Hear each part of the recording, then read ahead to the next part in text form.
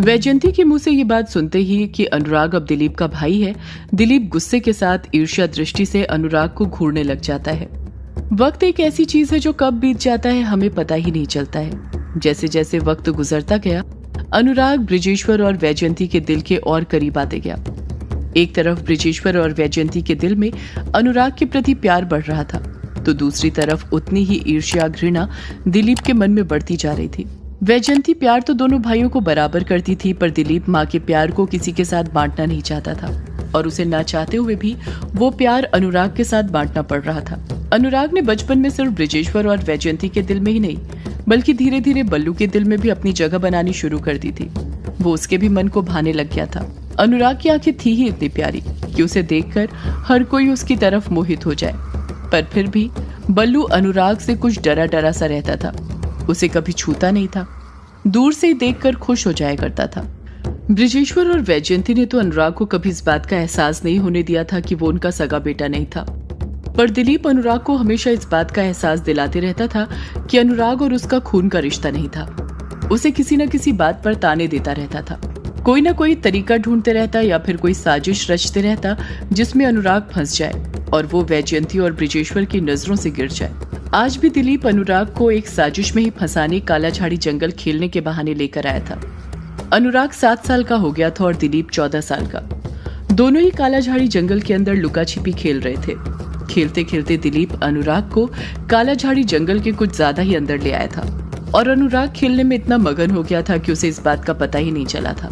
वो दोनों ऐसी जगह पर थे जहाँ पर उन्हें नहीं होना चाहिए था। शाम हो गई थी और कुछ ही देर में रात होने वाली थी। शाम होती देख अनुराग समझ जाता है कि घर जाने का वक्त हो गया है। अनुराग कुछ घबराते हुए कहता है, दिलीप भैया अंधेरा होने लग गया है, हमें घर जाना चाहिए वरना पिताजी डांटेंगे। दिलीप अकड़ते हुए कहता है, ऐसे कैसे घर चले जाएं? अभी तेरा दाम देना बचा है, बिना दाम लिए मैं तुझे घर नहीं जाने दूंगा। तू घर जाने की सोचना भी मत। अनुराग हिचकिचाते हुए डर के साथ कहता है, मैं दाम कल दे दूंगा दिलीप भैया, पर प्लीज अभी घर चलिए वरना पिताजी डांटेंगे। दिलीप फिर वही बात दोहराता है, नहीं तुझे आज दाम देना ही पड़ेगा। मैं तुझे अच्छे से जानता हूँ, जब भी तेरी दाम देने की बारी आती है तुझे घर की याद आने लग जाती है, पर आज मैं तुझे दाम दिए बिना नहीं जाने दूंगा। दाम तो तुझे देना पड़ेगा आज, अभी इसी वक्त, समझा तू? वरना मुझसे बुरा कोई नहीं होगा। अनुराग फिर एक बार दिलीप को समझाने की कोशिश करते हुए कहता है, पर दिलीप भैया मैं कल पक्का आपको दाम दे दूंगा। अभी आप एक बार वक्त भी तो देखिए क्या हुआ है, अंधेरा होने लग गया है। याद है ना माँ ने कहा था कि अंधेरा होने से पहले घर आ जाना, और पिताजी उन्हें तो पता ही नहीं है कि हम खेलने के लिए कालाझाड़ी जंगल आए हैं। अचानक से अनुराग कुछ डरते हुए आगे की बात ऐसे कहता है जैसे कोई राज की बात बता रहा हो। आप जानते हैं ना, पिताजी ने हमें कालाझाड़ी जंगल और घाट के पास खेलने से मना किया था। कहा था ये जगह बुरी है, यहाँ पर कोई बुरी चीज रहती है, इन जगहों पर मत जाना, कोठी के आसपास ही खेलना। और देखिए हम खेलते खेलते यहाँ तक आ गए हैं, बुरी जगह जहाँ पर बुरी चीजें रहती हैं। दिलीप अनुराग को अपनी गुस्से से भरी आंखें दिखाते हुए कहता है, बुरी चीजें? कैसी बुरी चीजें? कोई बुरी चीजें नहीं होती, समझा? तू ना बड़ा डरपोक लड़का है। ये बता तू लड़का भी है या नहीं, क्योंकि लड़के डरते नहीं हैं और तू ना बड़ा डरता है, डरपोक। अनुराग हड़बड़ाहट के साथ कहता है, आपको मुझे जो बोलना है बोलिए दिलीप भैया, पर प्लीज चलिए यहाँ से, वरना पिताजी को इस बात का पता चला तो पिताजी डांटेंगे, पिताजी बहुत डांटेंगे। आप जानते हैं ना वो कितना डांटते हैं। दिलीप अनुराग पर चिढ़ते हुए उस पर फिर से रोब जमाते हुए कहता है, चुप कर पापा के चमचे, ये क्या तूने पिताजी डांटेंगे डांटेंगे लगा कर रखा हुआ है? पिताजी को मैं देख लूंगा, मैं उनसे नहीं डरता। तुझे पिताजी तो बाद में डांटेंगे। अगर तूने मुझे दाम नहीं दिया तो पहले मैं तुझे यहाँ पर सूतूंगा, मार मार के तेरी कनपटी लाल कर दूंगा, और फिर उसके बाद तेरे साथ कभी नहीं खेलूंगा, समझा तू? दिलीप की बात सुनकर अनुराग का चेहरा उतर जाता है, वो मायूस हो जाता है। जब अनुराग कुछ नहीं कहता है तो दिलीप अपनी भौहें ऊपर करते हुए कहता है, बोल अब तुझे दाम देना है या नहीं देना है? अनुराग मायूस लहजे में ना चाहते हुए भी हाँ कहते हुए कहता है, देता हूँ भैया, पर हाँ ये आखिरी बार है। अगर मैंने आपको ढूंढ लिया तो फिर उसके बाद सीधे घर जाएंगे माँ के पास। दिलीप मन ही मन अनुराग को शातिर नजरों के साथ देखते हुए मन में सोचता है, पहले तू मुझे ढूंढ कर तो दिखा, आज ऐसी जगह छुपूंगा ना कि मुझे ढूंढते ढूंढते तू खुद गुम हो जाएगा। अनुराग फिर हिचकिचाते हुए कहता है, बोलिए ना भैया, इसके बाद घर चलेंगे ना हम? दिलीप मुंह बनाते हुए जवाब ना देने के अंदाज में कहता है, हाँ हाँ चल देंगे, पहले तू दाम तो दे, मुझे ढूंढ कर तो दिखा। अनुराग ना चाहते हुए भी अपने से 10 कदम की दूरी पर जाकर जो बड़ा सा पेड़ था उसके पीछे जाता है और 1 से लेकर 10 तक बेमन से गिनती गिनने लग जाता है। उतनी देर में दिलीप और ज्यादा काला झाड़ी जंगल के अंदर जाकर छुपने लग जाता है।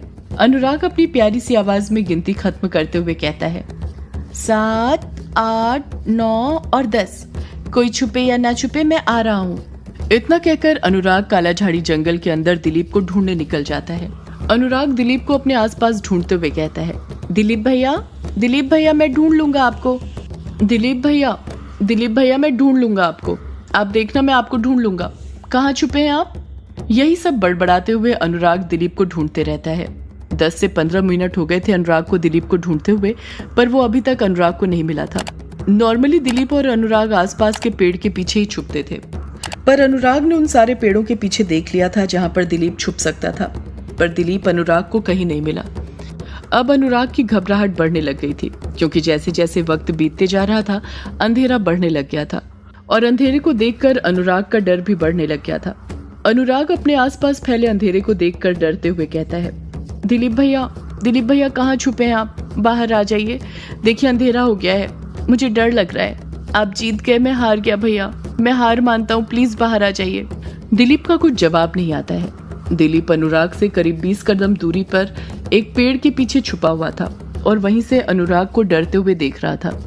अनुराग को डरते हुए देख उसे बहुत अच्छा लग रहा था। दिलीप अनुराग को डरते हुए देखकर खुद से बड़बड़ाते हुए कहता है, ढूंढने दो इस सौतेले को यहीं पर, ढूंढते ढूंढते आज ये कहीं काला झाड़ी जंगल में गुम हो जाएगा।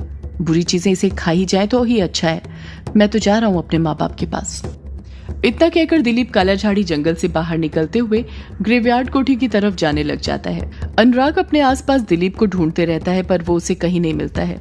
अनुराग को पूरी उम्मीद थी कि दिलीप ज्यादा दूर नहीं गया होगा, हमेशा की तरह आसपास ही छुपा होगा, इसलिए अनुराग बार बार अपने आसपास ही दिलीप को ढूंढ रहा था। जब बार बार ढूंढने पर भी दिलीप अनुराग को नहीं मिलता है तो वो काला झाड़ी जंगल के अंदर जाकर उसे ढूंढने लग जाता है।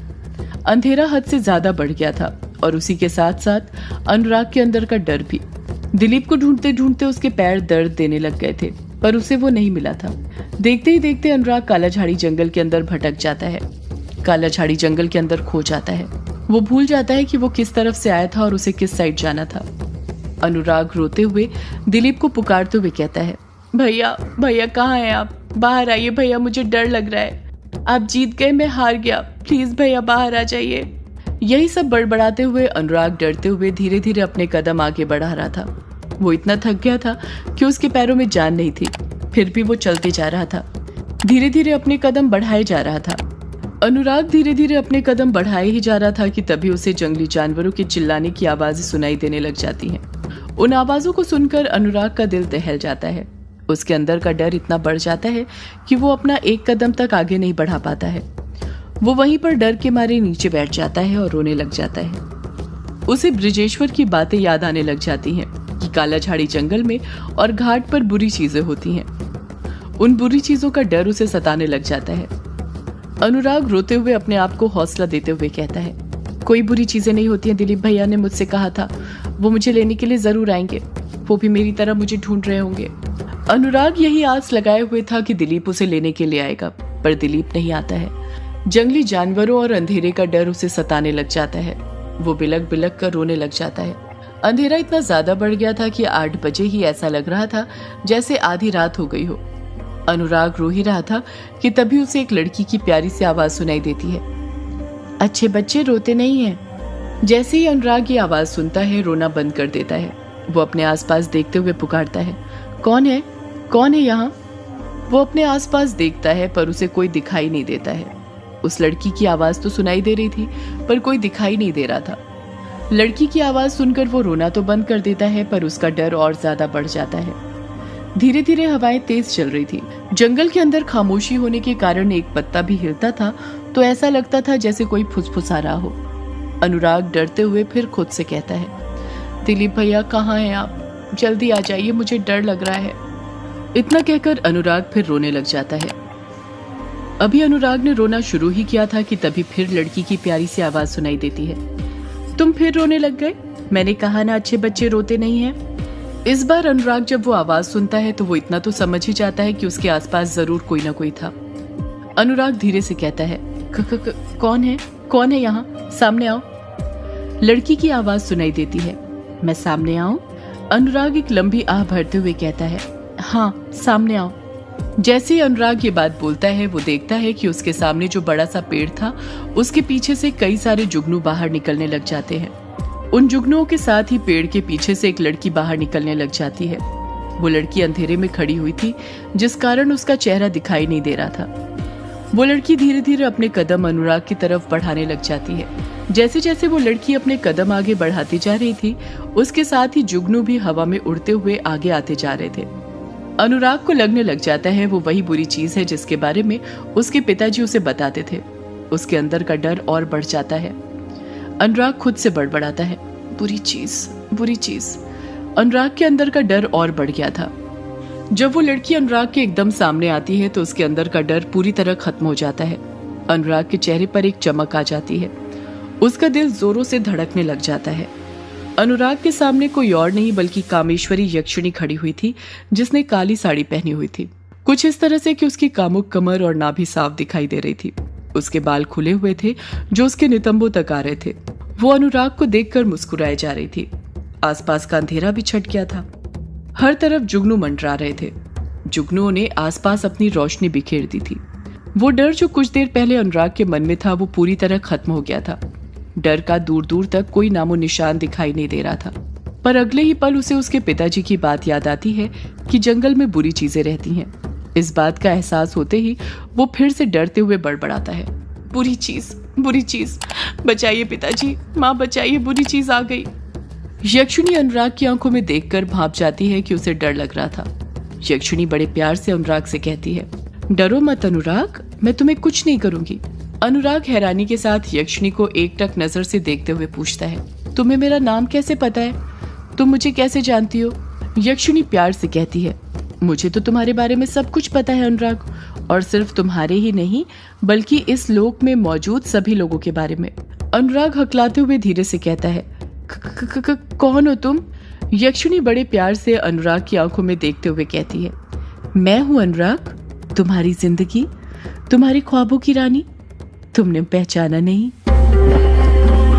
सदियों से है पुरानी ये है यक्षिणी की कहानी। यक्षिणी एक आग है, यक्षिणी तेरा ख्वाब है।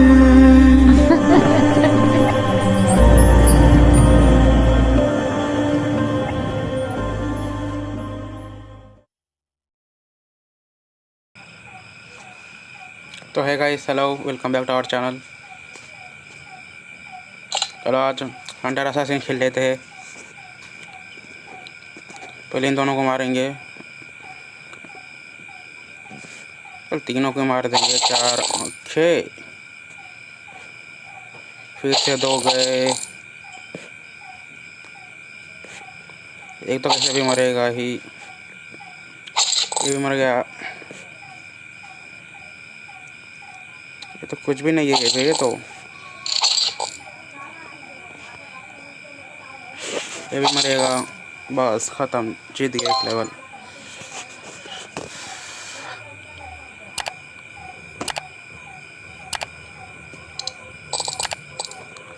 Level 457, let's go.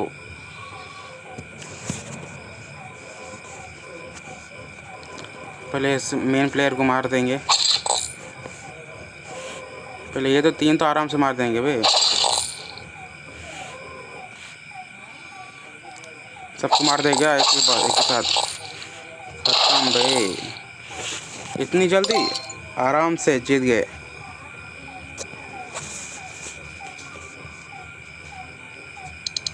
कोई तो आया गाइस।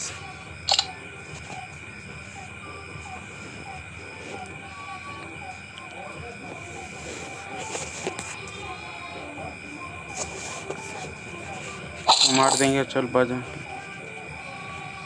तीनों को भी मार देंगे अब।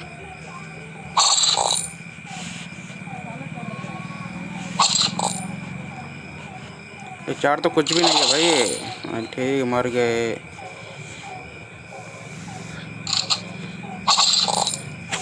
जीत गए भाई। एक लाइक और दो इसी बात पे।